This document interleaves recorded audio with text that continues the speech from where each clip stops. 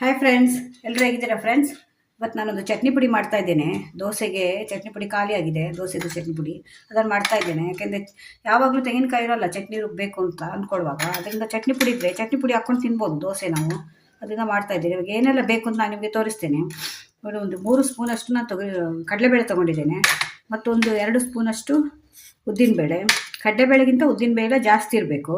ಮತ್ತೊಂದು ಸ್ವಲ್ಪ 1 ಸ್ಪೂನಷ್ಟು ಇದು ಕಡಲೆ ಬೀಜ, ಮತ್ತು 1 ಸ್ಪೂನಷ್ಟು ಹುರಿಗಡಲೆ ಇದು, ಮತ್ತೊಂದು ಸ್ವಲ್ಪ ಒಣ ಕೊಬ್ಬರಿ ಒಂದು ಸ್ಪೂನ್ ಆಗ್ಬೋದು ಇದು, ಮತ್ತೊಂದು ಸ್ವಲ್ಪ ಕರಿಬೇವು ಸ್ವಲ್ಪನೇ ತೊಗೊಳ್ಳಿ. ಯಾಕೆಂದರೆ ನೀವು ಕರಿಬೇವು ಜಾಸ್ತಿ ಹಾಕಿದರೆ ಫ್ಲೇವರ್ ಅದರದ್ದೇ ಬರುತ್ತೆ, ಚಟ್ನಿ ಪುಡಿದು ಫ್ಲೇವರ್ ಬರೋಲ್ಲ. ಕರಿಬೇವಿನ ಚಟ್ನಿ ಪುಡಿ ಹಾಗೆ ಆಗೋಗುತ್ತೆ, ಅದರಿಂದ ಕರಿಬೇವು ಸ್ವಲ್ಪನೇ ತೊಗೊಳ್ಳಿ.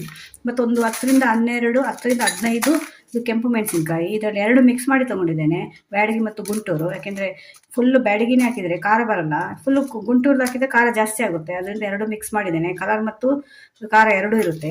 ಮತ್ತೊಂದು ಸ್ವಲ್ಪ ಚಿಕ್ಕ ಒಂದು ಪೀಸ್ನಷ್ಟು ಇದು ಹುಣಸೆ ಹುಳಿ ತೊಗೊಂಡಿದ್ದೇನೆ. ಇದರಲ್ಲಿ ಬೀಜ ಇರಬಾರ್ದು ಮಿಕ್ಸಿಗೆ ಹಾಕುವಾಗ, ನೋಡಿ ಇಷ್ಟೇ ಸಾಕಾಗುತ್ತೆ. ಇವಾಗ ಇದನ್ನೆಲ್ಲ ಹುರ್ಕೊಳ್ಬೇಕು. ಬನ್ನಿ ಹೇಗೆ ಮಾಡೋದು ಅಂತ ತೋರಿಸ್ತೇನೆ.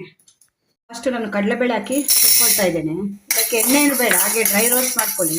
ಇದು ಸ್ವಲ್ಪ ಕಲರ್ ಚೇಂಜ್ ಆಗಬೇಕು, ಕೆಂಪು ಕಲರ್ ಬರುತ್ತೆ, ಅಲ್ಲಿವರೆಗೂ ಹುರ್ಕೊಳ್ಬೇಕು ಇದನ್ನು. ನೋಡಿ, ಇದು ಕಡಲೆಬೇಳೆ ಫ್ರೈ ಆಗಿದೆ.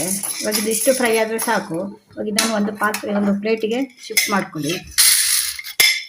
ಕಡಲೆಬೇಳೆ ಆದಮೇಲೆ ನೀವು ಮತ್ತೆ ಉದ್ದಿನಬೇಳೆ ಇದೆಯಲ್ಲ, ಇದನ್ನು ಹಾಕ್ಕೊಂಡು ಫ್ರೈ ಮಾಡ್ಕೊಳ್ಬೇಕು.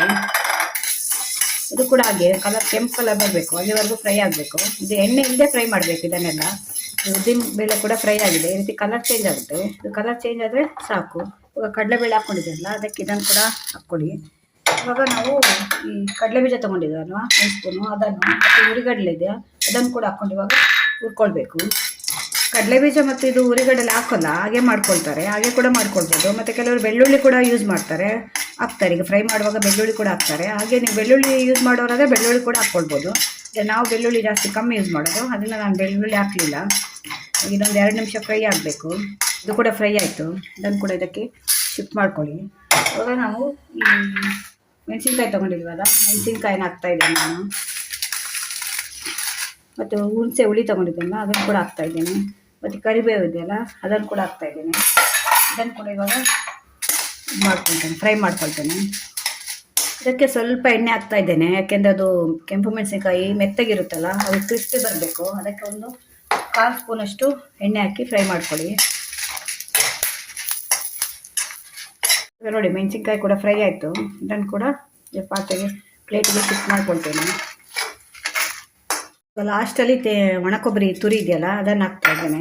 ಅದೇನು ತುಂಬ ಫ್ರೈ ಆಗಬೇಕು ಅಂತಿಲ್ಲ, ಈ ಬಾಣಲಿದ್ದು ಬಿಸಿ ಇರುತ್ತಲ್ಲ ಅದರಲ್ಲಿ ಹಾಕಿದರೂ ಸಾಕು, ಬೇಗ ಇದಾಗುತ್ತದೆ. ಒಂದು ಸ್ವಲ್ಪ ಕ್ರಿಸ್ಪಿ ಬರಬೇಕಷ್ಟೇ. ಅದು ನಾವು ಪೌಡರ್ ಮಾಡ್ಕೊಳ್ಳುವಾಗ ಅದು ಇಲ್ಲದೆ ಮೆತ್ತಗಿದ್ರೆ ಸರಿಯಾಗಿ ಪೌಡ್ರ್ ಆಗೋಲ್ಲ. ನೋಡಿ, ಇದು ಕೂಡ ಫ್ರೈ ಆಯಿತು. ಇವಾಗ ಅದಕ್ಕೆ ಇದು ನಾವು ಇದರ ಬೇಳೆಲ್ಲ ಇಟ್ಕೊಂಡಿದ್ವಲ್ಲ, ಈ ಪ್ಲೇಟಿಗೆ ಶಿಫ್ಟ್ ಮಾಡ್ತಾ ಇದ್ದೇನೆ. ಇವಾಗ ಇದೆಲ್ಲ ತಣ್ಣಗಾದ್ಮೇಲೆ ಮಿಕ್ಸಿಗೆ ಹಾಕಿ ಫಸ್ಟು ನೀವು ಇದನ್ನು ಮೆಣಸಿನ್ಕಾಯಿನ ಪುಡಿ ಮಾಡ್ಕೊಳ್ಳಿ. ಯಾಕೆಂದರೆ ಮೆಣಸಿನ್ಕಾಯಿ ಒಟ್ಟಿಗೆ ಹಾಕಿದರೆ ಪುಡಿ ಆಗೋಲ್ಲ. ಮೊದಲು ನಾನು ಮೆಣಸಿನ್ಕಾಯಿನ ಪೌಡರ್ ಮಾಡ್ಕೊಳ್ತಾ ಇದ್ದೇನೆ. ಮೆಣಸಿನ್ಕಾಯಿ ಇಷ್ಟು ಸಣ್ಣಾಗಿದೆ. ಇವಾಗ ಅದಕ್ಕೊಂದು 1/2 ಸ್ಪೂನಷ್ಟು ಉಪ್ಪು ಹಾಕ್ತಾ ಇದ್ದೇನೆ. ಮತ್ತು ಇದು ಇಟ್ಕೊಂಡಿದ್ದೇವಲ್ಲ, ಇದನ್ನೆಲ್ಲ ಅದಕ್ಕೆ ಹಾಕಿ ಇವಾಗ ಗ್ರೈಂಡ್ ಮಾಡ್ಕೊಳ್ಬೇಕು. ನೋಡಿ, ಈಗ ಪುಡಿಯಾಗಿದೆ, ಇದು ಪುಡಿ ಮಾಡ್ಕೊಂಡಿದ್ದೇನೆ. ಇದು ಸ್ವಲ್ಪ ತರಿಯಾಗಿ ಇದೇ ರೀತಿ ಮಾಡ್ಕೊಳ್ಬೇಕು. ಸ್ವಲ್ಪ ನಾವು ಹೀಗೆ ಸಿಕ್ಕಬೇಕು ನಮಗೆ, ತುಂಬ ನೈಸಾಗಿ ಪೌಡ್ರ್ ಮಾಡ್ಕೊಳ್ಬಾರ್ದು. ಇವಾಗ ಚಟ್ನಿ ಪುಡಿ ರೆಡಿಯಾಗಿದೆ ಫ್ರೆಂಡ್ಸ್. ಚಟ್ನಿ ಪುಡಿ ರೆಡಿಯಾಗಿದೆ. ನಾನು ಅಷ್ಟು ಸ್ವಲ್ಪ ತೊಗೊಂಡಿದ್ದೆ ನೋಡಿ, 3 ಸ್ಪೂನು ಕಡಲೆಬೇಳೆ, 2 ಸ್ಪೂನ್ ಉದ್ದಿನಬೇಳೆ, ಅದರಲ್ಲಿ ಇಷ್ಟಾಗಿದೆ. ನಿಮಗೆ ಜಾಸ್ತಿ ಕ್ವಾಂಟಿಟಿ ಬೇಕು ಅಂತಂದರೆ ಜಾಸ್ತಿ ಮಾಡ್ಕೊಳ್ಬೋದು, ಅದರದ್ದು ಡಬಲ್ ತೊಗೊಂಡ್ರೆ ಆಯಿತು. ಈ ವಿಡಿಯೋಗೆ ನೀವು ಹೇಗೆ ಅನಿಸ್ತು ಅಂತ ಹೇಳಿ. ನೀವು ಕೂಡ ಮನೆಯಲ್ಲಿ ಯಾವ ರೀತಿ ಚಟ್ನಿ ಪುಡಿ ಮಾಡ್ತೀರ ಅಂತ ನಾನು ಕಮೆಂಟಲ್ಲಿ ಹೇಳಿ. ಇದು ಅನ್ನಕ್ಕೆ ಚೆನ್ನಾಗಿರುತ್ತೆ, ಮತ್ತು ಚಪಾತಿ ದೋಸೆ ಕೂಡ ಚೆನ್ನಾಗಿರುತ್ತೆ. ಇದು ಅನ್ನಕ್ಕೆ ಸ್ವಲ್ಪ ತುಪ್ಪ ಹಾಕ್ಕೊಂಡು 1 ಸ್ಪೂನ್ ಹಾಕ್ಕೊಂಡು ಊಟ ಮಾಡಿದರೆ ತುಂಬ ಚೆನ್ನಾಗಿರುತ್ತೆ. ಸಡನ್ನಾಗಿ ಯಾರಾದರೂ ಬಂದರು ಮನೆಗೆ ಅಂದರೆ ಅವರಿಗೆ ಕೂಡ ಹಾಕ್ಬೋದು, ಅಷ್ಟು ಚೆನ್ನಾಗಿರುತ್ತೆ ಇದು. ಈ ವಿಡಿಯೋ ನಿಮ್ಗೆ ಇಷ್ಟ ಆದರೆ ನನ್ನ ಚಾನಲ್ ಸಬ್ಸ್ಕ್ರೈಬ್ ಮಾಡ್ಕೊಂಡು ನೋಡಿ. ಇದೇ ಥರ ಹೊಸ ವಿಡಿಯೋ ತೊಗೊಂಡು ಮತ್ತೆ ಬರ್ತೀನಿ. Bye friends.